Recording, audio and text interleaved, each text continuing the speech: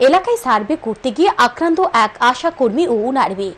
ঘটনা খোদ মুখ্যমন্ত্রীর বিধানসভা এলাকায়।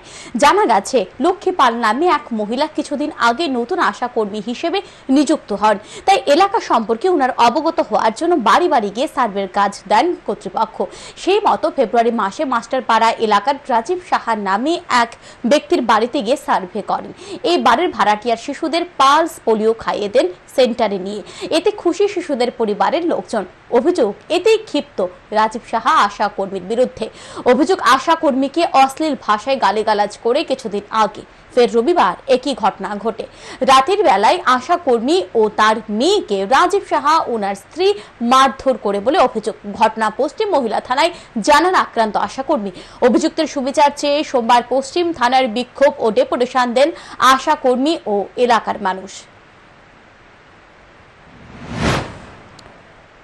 সেমিস্টার তারই স্যার দাদা যেভাবে মারধর করছে ভাই, আমি এটা লেগে চাই আপনারা কাছে তার জীবনে একটা শাস্তি হোক। আমাদের মারছে কিছু না, আমার বাচ্চারা সে অনেক মারধর করছে, চুলের মুড়ি তুলে গেলের মধ্যে কিটের মধ্যে বাইরে এসেছে, নাকি দিয়ে তার ব্লিডিং করছে এবং তার বউ এসে আমার মেয়েদের মানে আমি মুখে বার করতে পারি না, এইভাবে আমরা মা মেয়েরে মারধর করছে। পাড়ার লোক সব ছুটে পড়ছে, তারা আমরা বাঁচায়। এরপরে আমার হাজবেন্ড এসে কিছুক্ষণ পরে আমার ওই বাইরের বাড়িতে অনুষ্ঠান আসলো, নিমন্ত্রণে গেছিল, আমারও নিমন্ত্রণ আসলো, মেয়ের পরীক্ষা থেকে আমি গেছি না। এরপরে আমার হাজবেন্ডের দেখে সে দৌড়ে আইসে আমার হেলমেট দিয়ে মারতো, তখন আমার পাড়ার লোকগুলো আমার বাঁচায়, বাঁচায়।